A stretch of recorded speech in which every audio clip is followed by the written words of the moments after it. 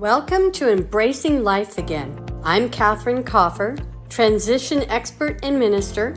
Together, we'll break through life's toughest barriers, rediscover joy, and start dreaming again. It's time to embrace life fully with purpose, passion, and hope.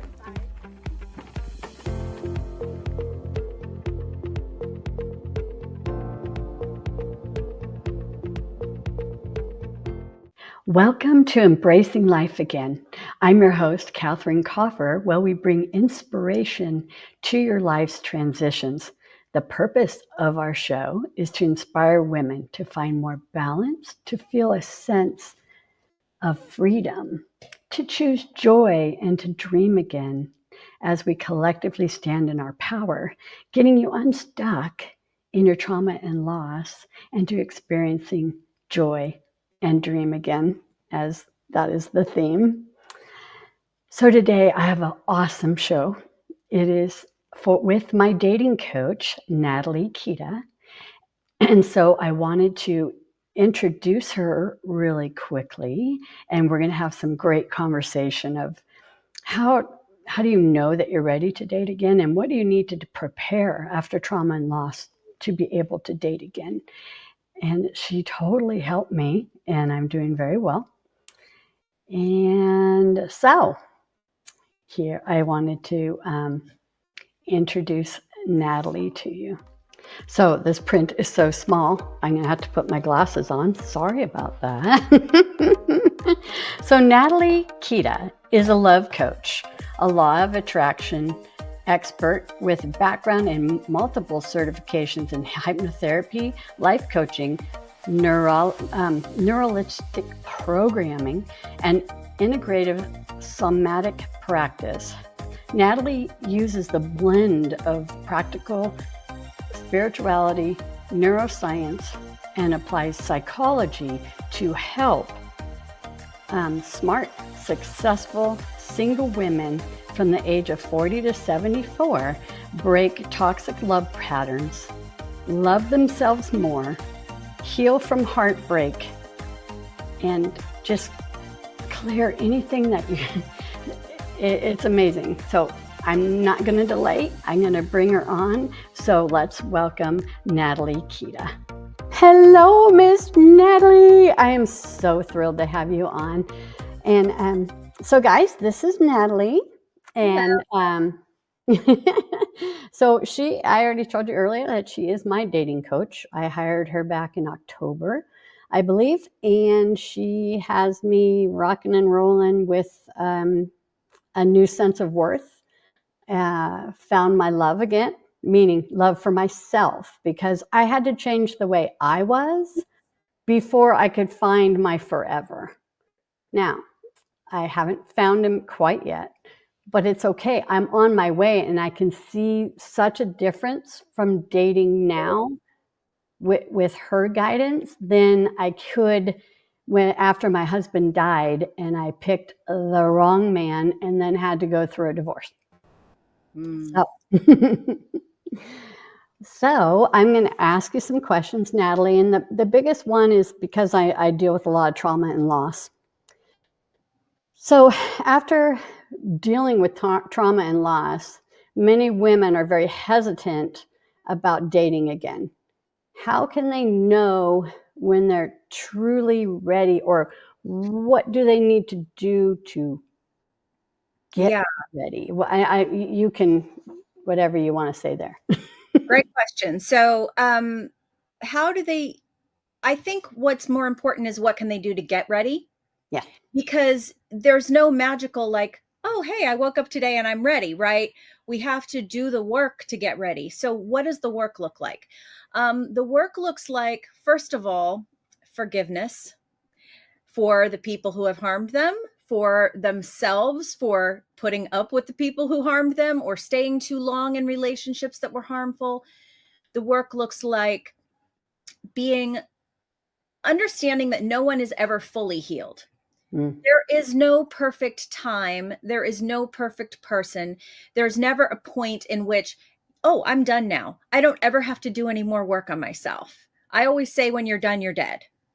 That's the only time you're done in this world.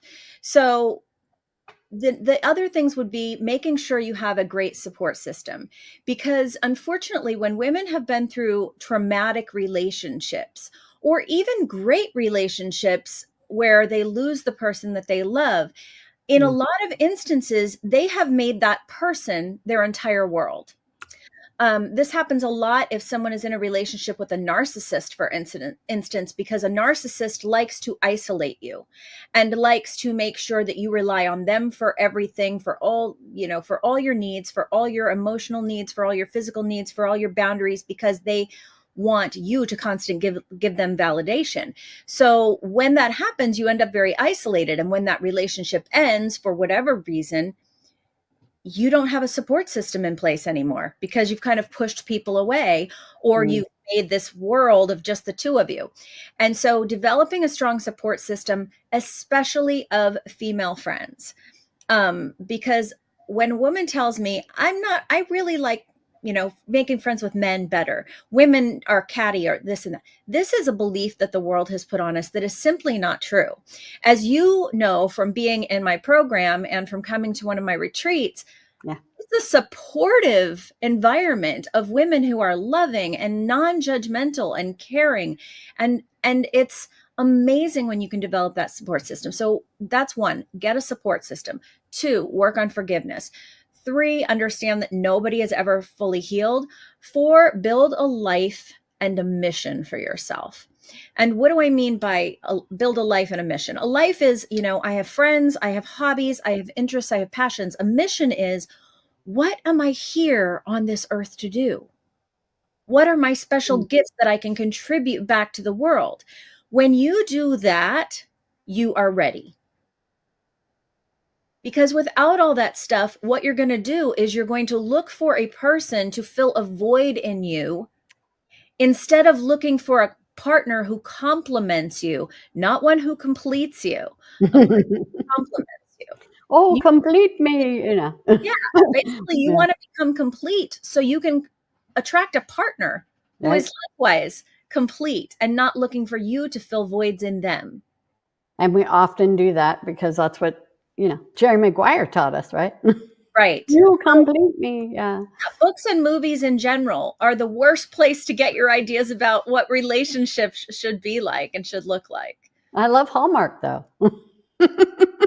Yeah, Hallmark. We've already discussed this. Hallmark is a fantasy.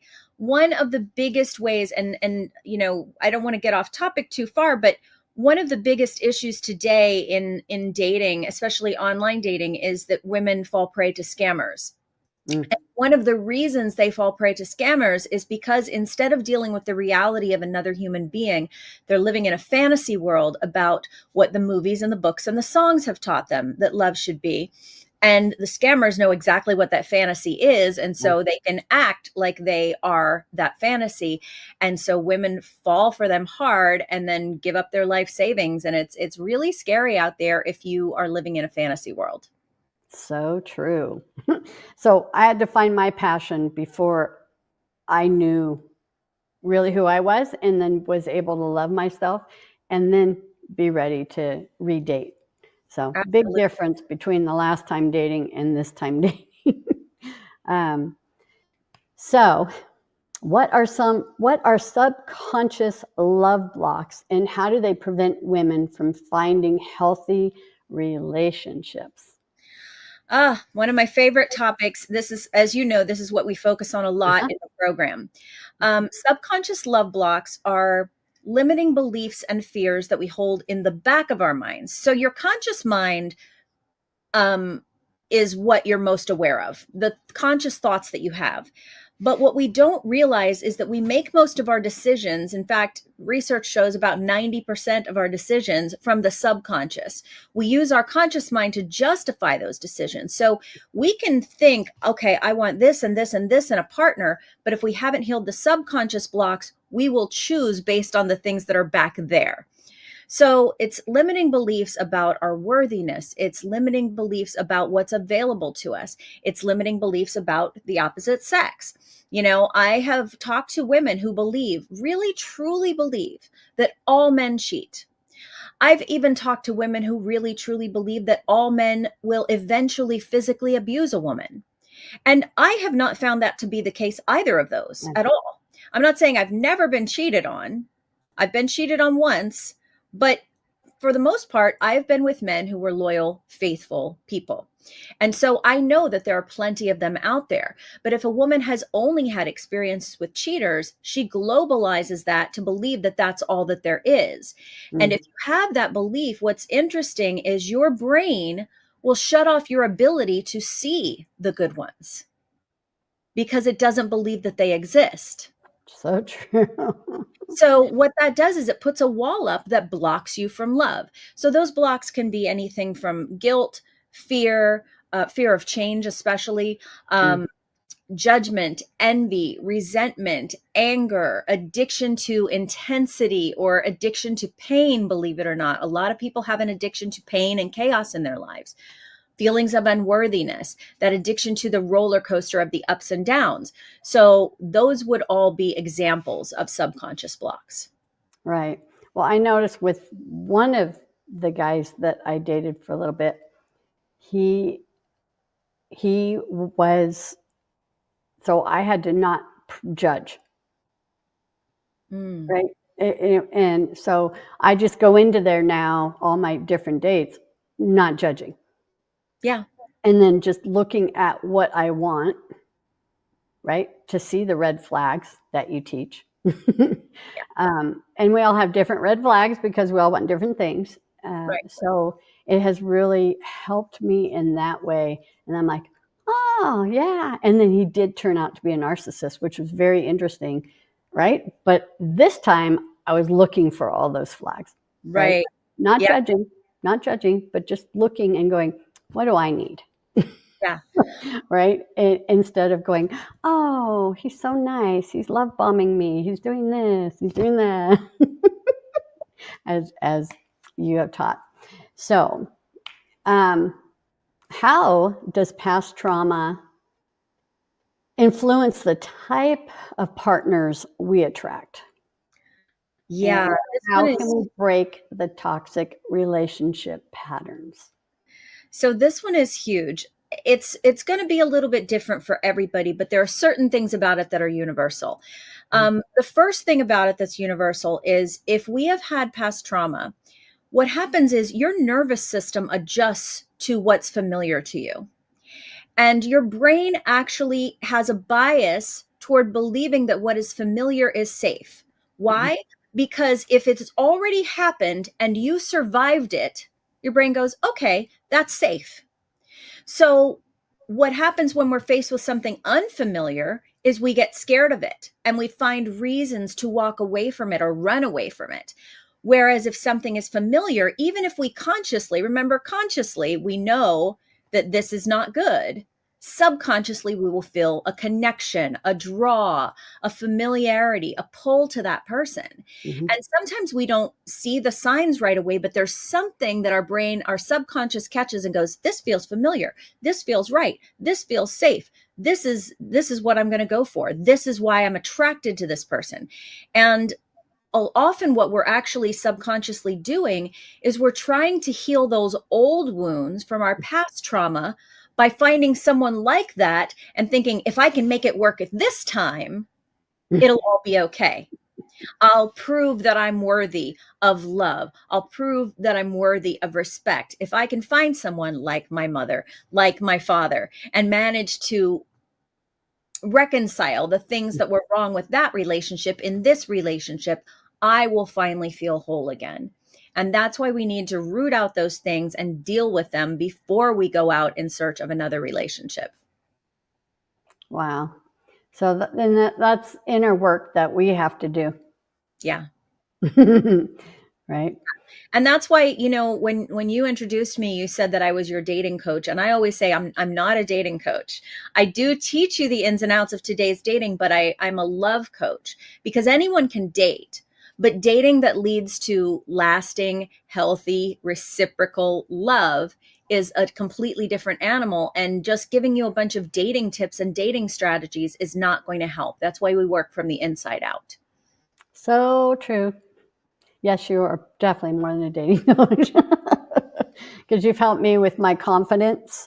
I have so many people that knew me before and now, have not met me again, but I've been in their presence again, right? And they're just like, you changed so much.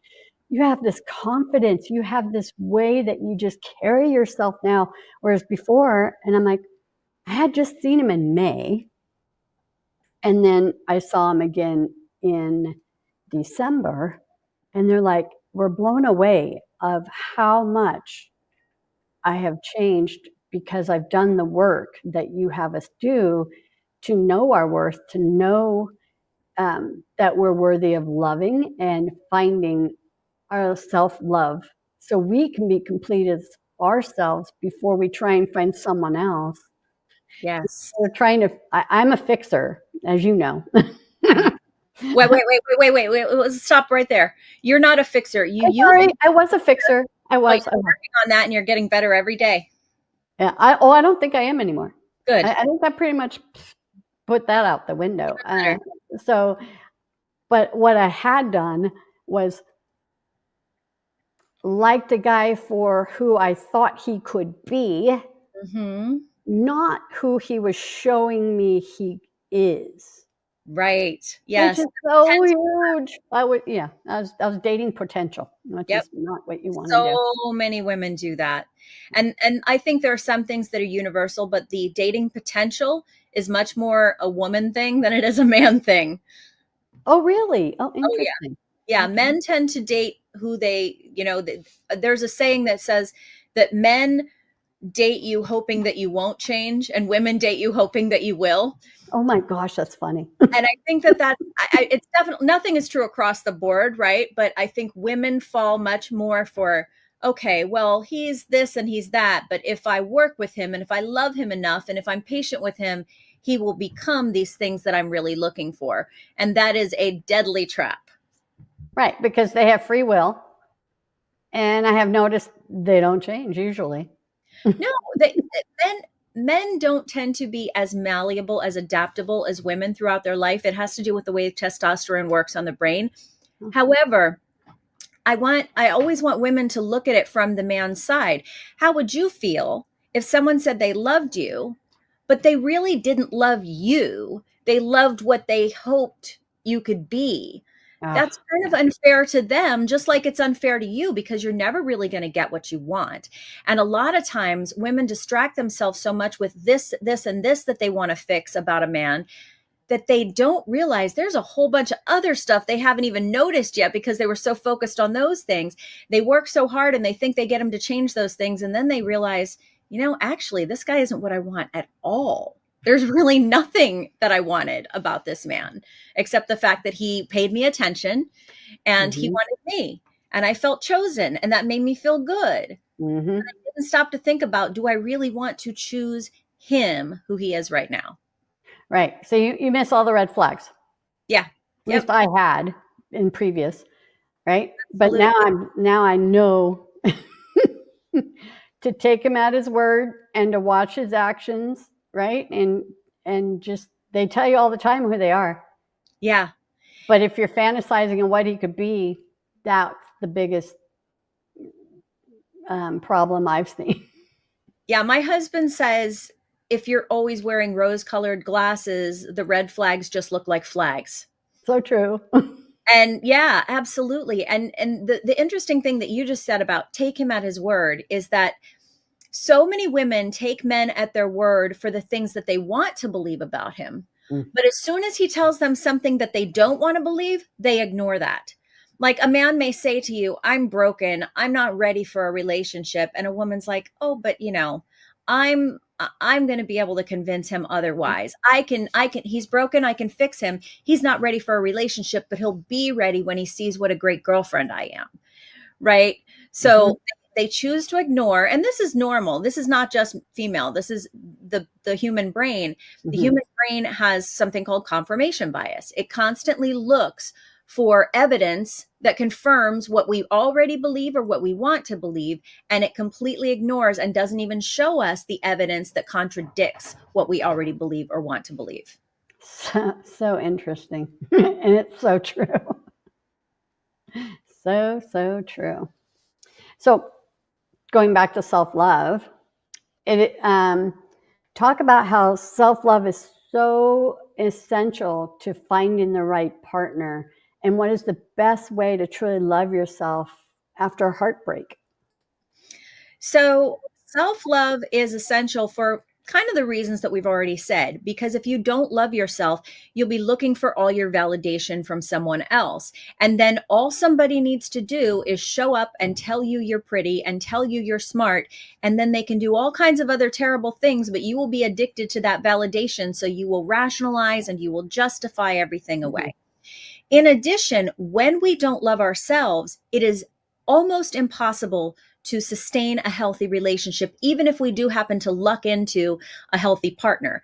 Why? Because if I don't love myself, when my partner tells me he loves me, I'm going to say, no, you don't. How could you possibly love me? I'm not good enough. Or when he says something that is innocuous, because I don't love myself, I might interpret it as criticism or meanness and hear things he's not even saying. Because if I don't love myself and I'm constantly judging myself, I'm going to project that onto others. I'm going to believe that others are judging me and not loving me. And I've seen so many women reject, they don't realize they're rejecting it, but reject the love of good men because they don't believe that they're worthy of it. And so they keep putting themselves in these situationships with men who do not love them, because that proves what they already believe, which is that they are not lovable. And as far as how do we begin to love ourselves? Well, the most important thing to remember about self-love is that it's not a feeling. It's not saying I love myself. It's not just giving myself bubble baths and a glass of wine. Self-love is an action, just like love from someone else is an action.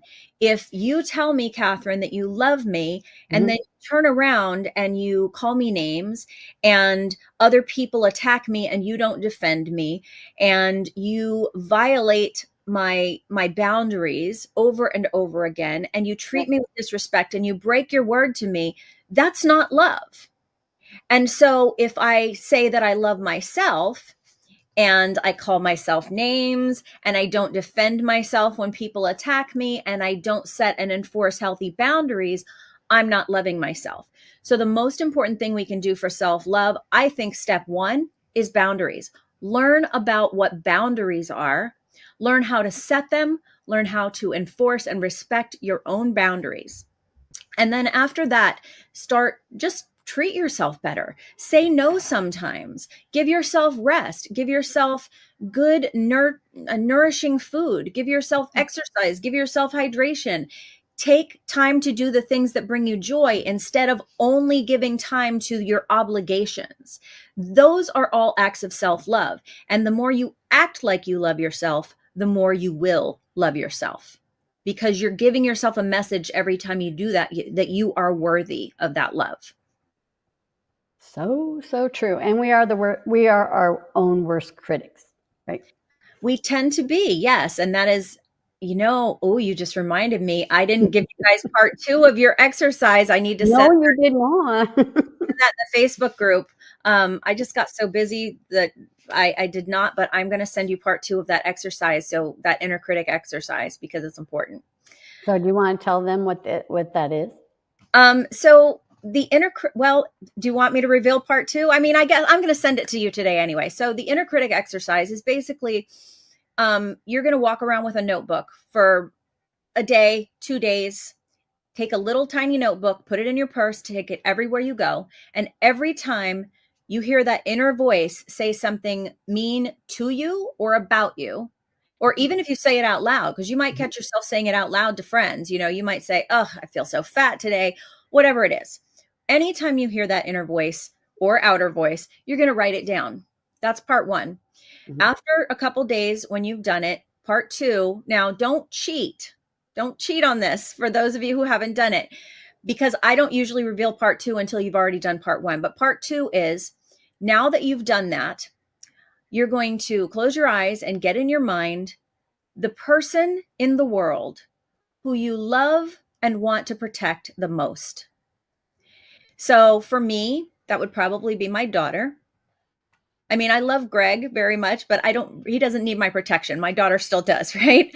And I take my list of what I've said about myself and the mean things that I've said to myself, and I imagine her standing in front of me, and I imagine me saying those things to her. Right? And as soon as I say part 2, people get tears in their eyes. They're like, I could never say these things to her. Correct. I could but never say them to ourselves for some reason. Right. Yeah. So you can't tell me you love yourself if you are continuing to say these things to yourself, because that's cruel. We are not cruel to people we love. So true.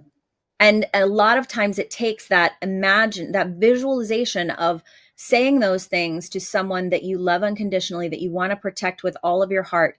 And you could even imagine somebody else saying those things to her. What would you do if somebody else said those things to that person? Right. You would jump to their defense. So you need to start jumping to your own defense. Like if somebody said mean things to my daughter, first of all, I would blast them. And second, I would say, you do not get to talk to her that way. And if you do, here's the consequence. And we are not going to be in your life anymore because you don't get to talk to my child that way. So if somebody said those things to me, they don't get to talk to me that way. I can also talk back to my own brain and tell it doesn't get to say things like that to me. And then so let's say I do that. How does your brain change when you do that? How does it change things? Well, it just trains you to start talking back to it, because you are not your brain. You are not your thoughts. You are consciousness, pure divine consciousness, observing your own thoughts. You know, everybody has different spiritual beliefs, but I believe that we are all pieces of God, the universe, whatever you want to call it. We are all just little pieces of that divine consciousness. And that divine consciousness is observing those thoughts. And that divine consciousness gets to stand up to those thoughts and say, no, that's not true. That is not true. And that's not okay for you to say to her. And so then you'll start practicing talking back to your own brain and realizing that those thoughts aren't necessarily true and they're not kind.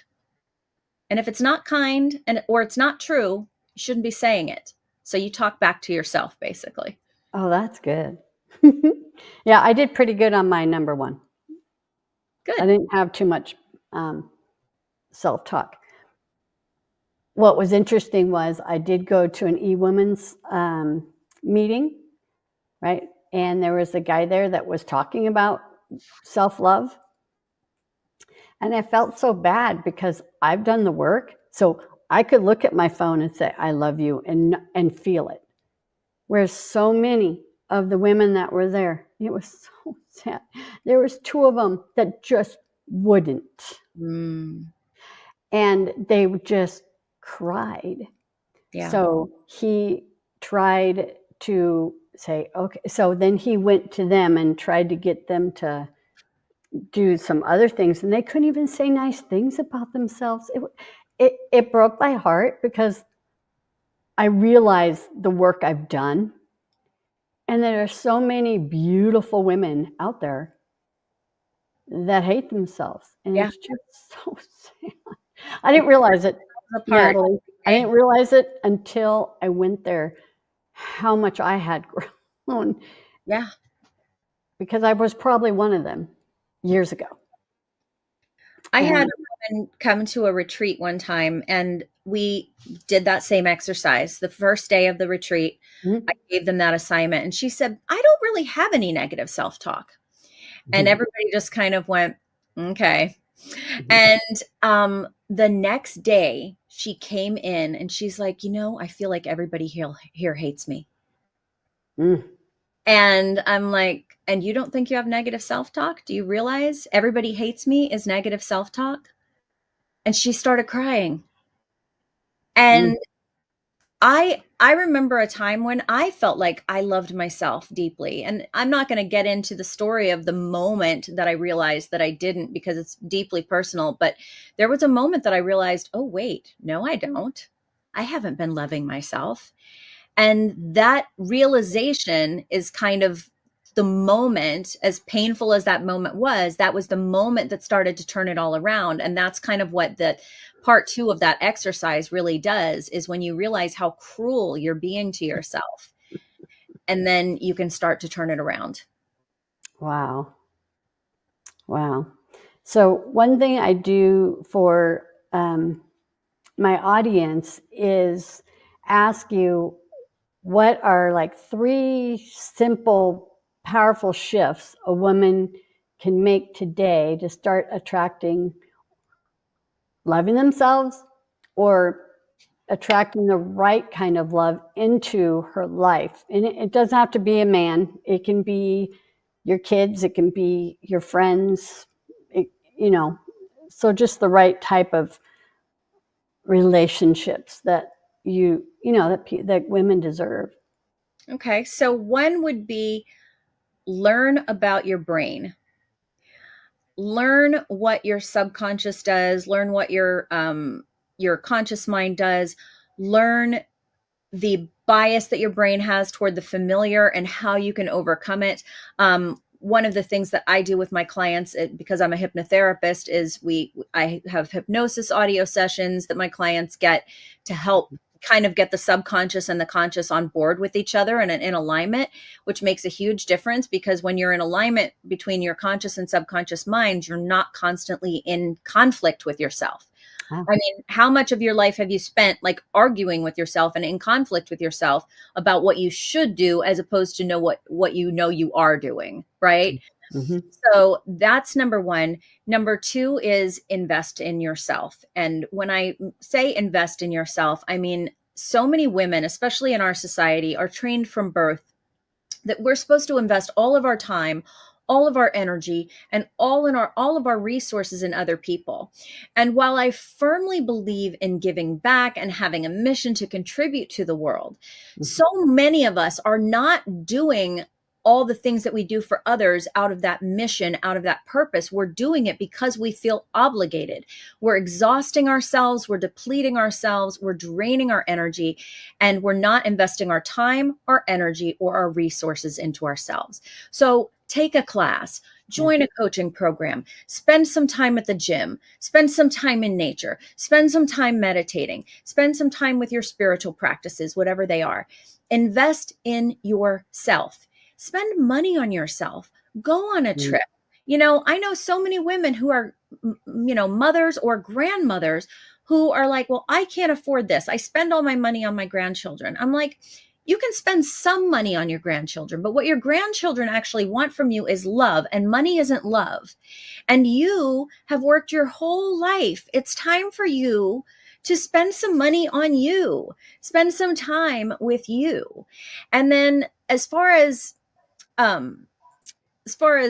when it comes to attracting love, the best thing you can do is get a hold of your thoughts. Because, from a perspective of the law of attraction and manifesting, your thoughts are the genesis of everything. Thoughts create feelings. Feelings create your energetic vibration, your frequency, and your frequency creates your reality. So if you want to change everything as far as what you're attracting into your life, start with your thoughts. When you change your thoughts, that chain reaction happens and you end up changing everything. And you create what I call an upward spiral in your life instead of the downward spiral that so many people are on. Wow, that's good. That is good. So how is it easiest for people to find you, 1, and 2, I believe you've written a book, haven't you? I have a manifesting journal. It's available on Amazon. It's called the Magical Guided Manifesting Journal. And it is a guided journal. It's not just blank pages. We give you prompts and we give you ideas and we give you starters and things like that. I'm currently working on my next book, which is called The Problem with Chemistry, A Smart Woman's Guide to Fixing a Broken Picker and Manifesting. I'm about 95% done with that. And when I am, when it's ready to go, everyone on my mailing list, everyone in my social media will hear about it. So the best way to find me, though, is to go to www.mylast.love. And from that page, you can click on free class and you'll be taken to my free webinar. You can also click on my socials, so you can follow me or friend me on Facebook. And or Instagram, I believe, is also on there, although I rarely use Instagram, so forgive me, I'm a Facebook girl. But really that website, and it's just a reminder, it's mylast.love, not mylastlove.com, mylast.love. And again, the free class is linked there at the top of the page. The socials are listed at the bottom, and there's more information there about me, my program, etc. Okay. And then you have a retreat coming up in Mexico. Yes. We have an annual, so we have mini retreats, weekend retreats in Las Vegas. But we also have an annual week-long self-love retreat for women only. Sorry, guys. It is for women only. We have classes every day, but we also have free time every day to enjoy the resort. It is all inclusive. It is a beautiful resort, beautiful beach. It's about half an hour south of Cancun. It's very safe. It's all, kind of a gated community. It's very, very secure. And the people there are amazing. The beach is gorgeous. There are off-site excursions. We have a few different options for kinds of tickets you can get. You can get a VIP ticket that includes some extras. You can get a regular private room, or you can bring a friend and do a shared room. For my retreats, you do not have to be a member of my program to come to the retreats. Although I would say probably 75 to 80% of the people who come to the retreats are. It's really a once in a lifetime experience. And that in itself, just going to the retreat in itself is an act of self-love. But what I like about the week-long retreats is that it gives you time after your classes each day to really process and assimilate that into your life and really work through things. Because as you know, having been to my most recent retreat, I throw a lot at you. So when you do it in 2 days, it's a lot to kind of absorb, let alone process. So the week-long retreat really allows you more space to do that. Yeah, that's awesome. I'm trying to clear my schedule. So I would love to see you in October in Mexico. If we also have a November retreat in Vegas, which is not fully self-love focused. It is called the Level Up Your Life retreat. That's the one you were at. That's the one I was at, yeah. Yeah, so we do 2 full days of classes. We do everything from money manifesting to love manifesting to self-confidence to finding your passion and your purpose to creativity, and self-love, of course, is part of it as well. Because self-love ties into everything, right? It does. It does. You can't manifest anything that you want if you don't fully believe that you're worthy of it. True. So the Level Up Your Life is my most popular retreat by far. That's why I do them twice a year. Great. Well, I am so happy you were on, and so I'm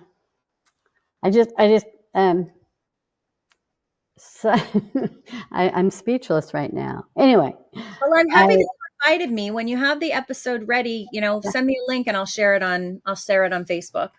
Yes. Yeah, because that will help everything for you too. So I'm so happy. So well, I appreciate you, and always a pleasure to talk to you, Kathy. Yeah, thank you, sweetie. Coming up next, Adventures with Theo and Zebby, right here on Embracing Life Again with Catherine Coffer.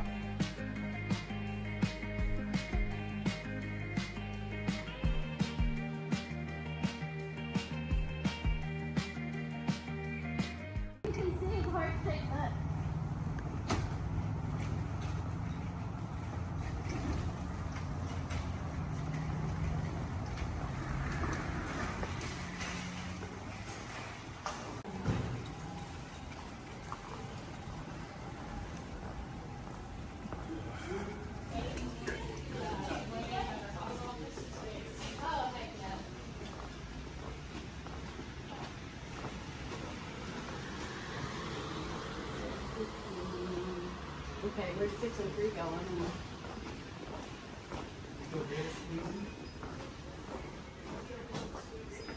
Yes. Yeah, same low pressure on it. So I mean, somewhere it's leaking. But I just need to machine a new tube because the tubing's locked in there. Hello, sir. I'll blurt you out. Well, hi. Oh, look who's here to meet you. Yeah. Hey, Grandpa. What a good I boy. don't know if you want him on you, but No, I don't. this way it's easier for you just to pet him.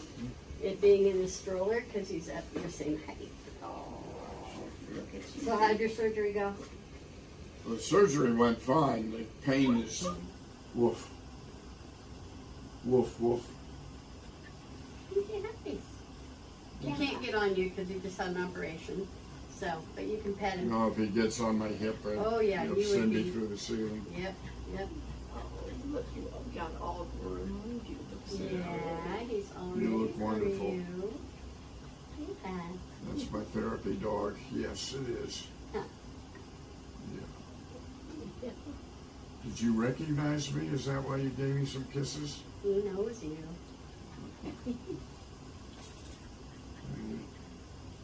You're a great dog. Yeah, Boys. you're a good boy. Animals are funny. Yeah, they know when you're hurting. They know when you are distressed. They know a lot of stuff.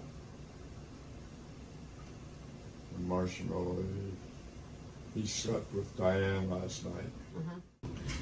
Go down, man. You've taken the first step to embracing life again. Let's continue to break barriers, find joy, and dream without limits. Join us next time and let's discover inspiration through every transition together.